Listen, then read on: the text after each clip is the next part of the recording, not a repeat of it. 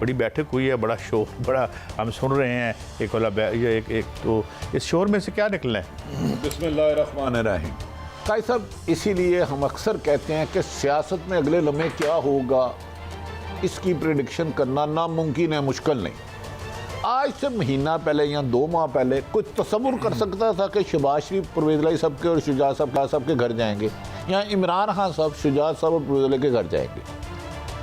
सियासत में कब गिरगट की तरह रंग बदले जाते हैं। मेरे ख्याल में आप वज़ीर आज़म ने कल जो कीमतों में कमी की, बहुत अच्छा इक़दाम किया। मैं शाहिद हकान अब्बासी को बोल रहा था वो कीमतें कम की, इस पर भी तनकीद कर रहे थे, ये क्या कर दिया, कल को 20 रुपये बढ़ाने पड़ेंगे। ओ भाई, कीमत बढ़ाओ, आप तब तनकीद करते हो, कम खुदा का वास्ता है। कहता आटा गुंदी हिलनी क्यों हुए, तो खुदा का खौफ करो। अब मेरा ख्याल है अगर इमरान खान ने सियासी मामला सियासी अंदाज में हल किए तो इनके लिए बेहतर होगा।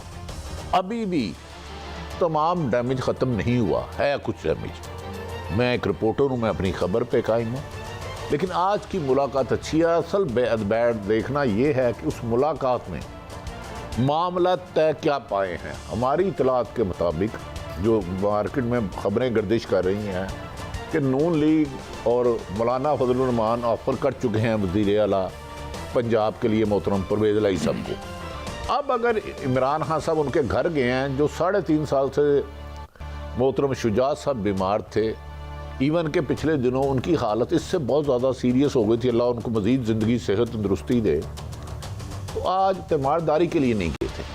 क्या असल जो इशू है, जो प्रॉब्लम है पंजाब, जिसमें सख्त मुश्किलात का शिकार है, जिसमें 3.5 सालों में PTI का वोट डैमेज हुआ और मजबूत किया गया नून लीग को, क्या उसका कोई हल निकला है? ये अब थोड़ी देर बाद हम अपने आप जैसे साहिब इल्म लोगों से रब्ता करके पूछेंगे कि मामलात में बात तय क्या हुई। मुलाकात एक अच्छा स्टेप है। सुबह तक चौधरी फवाद कह रहे थे मुलाकात नहीं होनी, और ये क्या लम्हा बलम्हा बदलती हुई सूरत हाल, जिस तरह क्रिकेट। कई साहब देखे, सियासत भी आज हो गई है समीउल्लाह कलीमुल्लाह, पीपल्स पार्टी नून लीग काफ लीग MQ बाप PTI जमात इस्लामी मौलाना फजलुर रहमान इस्लाम। अब सियासत में ना, मैं कह रहा हूँ ना, कोई चीज़ मुमकिन नहीं। मुझे याद है कि मोहतरम नवाज शरीफ साहब से एक सवाल किया गया, तो उन्होंने कहा छोड़ो जी परवेज़ इलाही का क्या नाम है, तो मोनस लाई को वज़ीर क्यों नहीं बनाया गया, उसकी वजूहात भी मुझे पता है। और अब अचानक इस तरह मुलाकातों के अंबार हो रहे हैं जैसे बिछड़े कोई 100 साल बाद मिले हों। तो इनके पीछे कोई ना कोई कहानी तो होगी। मेरे ख्याल में बेखुदी बेसबब नहीं गालिब, कुछ तो है जिसकी पर्दादारी है। हर मंजर का ना ये जो तस्वीर नज़र आ रही है, कादी साहब आप और मलक साहब, इस तस्वीर के पस मंजर भी एक मंजर है, वो देखें, फिर आपको इस मुलाकात की वजह समझ आ जाएगी। लेकिन एक पट्टी साहब मैं बात कहूँ, अगर आप इजाज़त दें, कुर्सी में बड़ा फ़र्क है। जिस कुर्सी पर आकर बैठे थे जनाब शहबाज शरीफ साहब, वो और ये कुर्सी खासी कुशादा और खुली है मेरे ख्याल में। ना बंदा पूछे कुर्सी ते तुसी सोना, कुर्सी ते गापी लानी है। कुर्सियों पे हम नजर, हम तो बड़ा कहते हैं फलां ऐसे बिठाया, उसको उधर बिठाया, इसका ये मतलब निकलता है, कुर्सी का ये मतलब निकलता है, तस्वीर क्या बता रही है। ये एक ये मैं ये बात मानता हूँ आपकी। हाँ, उस वक्त भी कुछ लोगों ने कहा था, लेकिन कुर्सियाँ भी बोलती हैं। कभी कहते हैं तस्वीरें 500 वर्ड से ज़्यादा बोल जाती हैं। मलिक साहब प्लीज़ आप बताएं। अच्छा मलिक साहब, ये तस्वीरें क्या बोल रही हैं?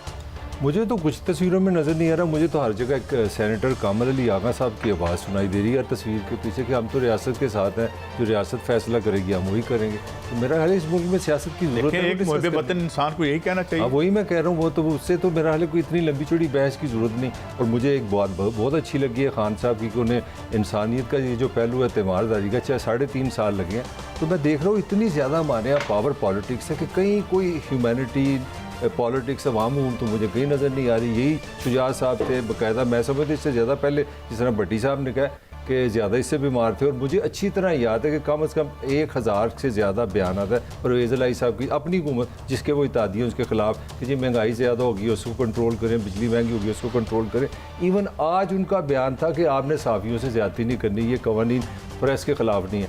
मगर लगता है जहाँ पे ताकत आती है, इक़्तिदार आती है, हम सारे भाई भाई बन जाते हैं। नहीं, लेकिन अगर रियासत की और मियाँ शहबाज शरीफ साहब की मुस्बत मुलाकात हो जाती तो फिर सब ठीक था। नहीं, बुनियादी बात तो वही है जिस पे हम तीनों का, मेरे ख्याल है हम तीनों का पॉइंट ऑफ व्यू एक ही है कि वो ये है कि भट्टी साहब का वो जो पॉइंट में यहाँ पे यूँ कोई कि ताकत कहते हैं हम लड़ाई है, मेरे साथ क्यों नहीं है, बस ये लड़ाई है सर। अब जिसके साथ ताकत चली जाती है वो फ़ौरन गुड बॉय बन जाता है, बाकी सारे बैड बॉय बन जाते हैं। तो अच्छा भट्टी साहब, अभी आप ये कह रहे हैं कि हतमी खबर इससे निकल के आनी है, मगर कुछ हल्के ऐसे आते हैं कि कुछ हल्के ऐसे हैं, मैं अभी देखे ना, हम ज़रा कंजेक्चुरल न्यूज़ देते हुए डरते हैं, हालांकि वो बड़े अहम हल्के भी हैं। वो कहते हैं कि मामलात आलमोस्ट तय हैं पीटीआई के और चौधरी साहबान के। देखें, मेरे ख्याल में या ये बिफोर अभी यानी वक्त है ये इस पे हम नहीं, अभी कुछ प्रेडिक्शन करना मुश्किल है। ठीक है। जो आम तासुर था, कल जब इस्लामाबाद थे तो चौधरी साहबान से मुलाकात शेड्यूल का हिस्सा थी, जो इनका स्केड्यूल बनाता है, मेरी उनसे बात हुई। आज फवाद चौधरी साहब वज़ीर इत्तलात मोहतरम ने फरमाया कि नहीं जाएंगे। अब मुलाकात फिर दोबारा हो गई, लेकिन क्या जिस मकसद के लिए ये मुलाकात हुई वो मकसद अचीव हुआ कि नहीं?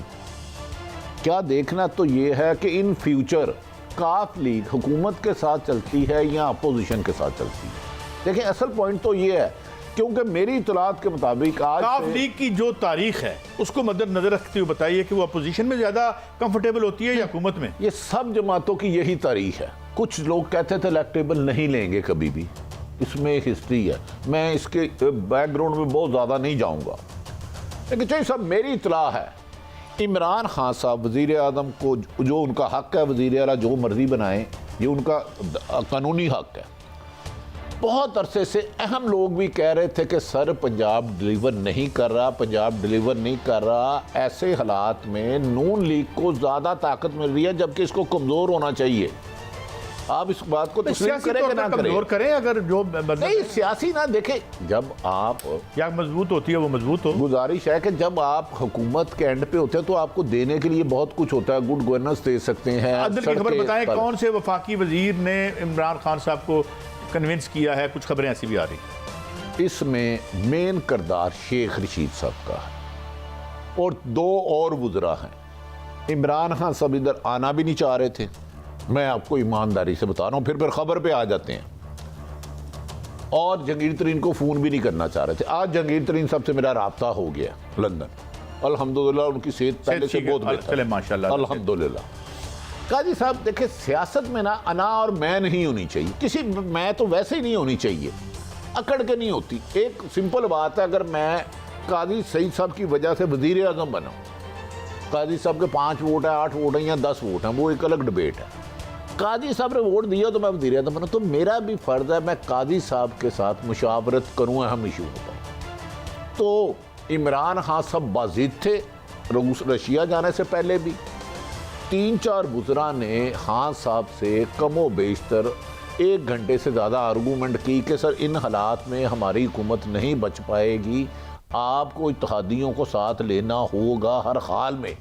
उनमें फवाद चौधरी साहब को भी क्रेडिट जाता है। फवाद चौधरी साहब ने भी वज़ीर आज़म इमरान खान को पंजाब के बारे में बहुत सारे खदशात का इजहार किया, और एक नहीं कई दफ़ा किया। मैं अब मिनिस्टर साहब का नाम लेके बता रहा हूँ कि जनाब इन्हें बेहतर करें, इधर फोकस करें। गारबन 144 MNs है, तो ये आप इग्नोर कर रहे हैं, इससे अगला इलेक्शन बहुत डैमेज होगा। अब आप देखें ना, फौरी तौर पे मई में गालमान बल्दियाती इलेक्शन आ रहे हैं। ऐसी सूरत में अगर यही सेटअप रहता है, ये तो इमरान खान साहब का राइट है, अगर बल्दियाती इलेक्शन नून लीग तो डैमेज कर जाती है इनको, तो सारे नाज़म तो उनके आगे, फिर क्या करेंगे? तो मेरा ख्याल है कि वज़ीर आज़म इमरान खान ने दानिशमंदी की है। अब देखना ये है, शहबाज शरीफ साहब के साथ की मुलाकात कैंसिल भी हुई है। शहबाज शरीफ साहब जब इमरान नवाज चौधरी बरादरान को मिलने आए थे तो इशाइया दिया था। इशाइये के बाद 3 रिमाइंडर दिए गए, अखियां उड़ीक दियाँ, दिल वाजा मारदा, आजा वे परदेसिया चौधरी तेनू वास्ते ही प्यार दा। तो चौधरी साहब अभी तक उनको डेट नहीं दी थी उन्होंने कि कब मैं आपके इशाइये पे आऊँगा। ये शहबाज साहब ने चौधरी शुजात साहब और परवेज़ इलाही साहब को दावत दी थी कि आप मेरे दौलत कदा तशरीफ़ लाएँ। तो आज की मुलाकात के बाद देखना है कि वज़ीर आज़म की मुलाकात के बाद परवेज़ इलाही साहब या शुजात साहब क्या शहबाज साहब के घर जाते हैं जाते हैं तो किस मकसद के लिए जाते हैं, लेकिन मेरा ख्याल है उसके लिए मौजूदा मुलाकात में क्या तय पाया है वो जानना ज़रूरी होगा। आप भी कोशिश कर रहे हैं, मैं भी कर रहा हूँ, मलक सब तो वैसे शेरे बब्बर है।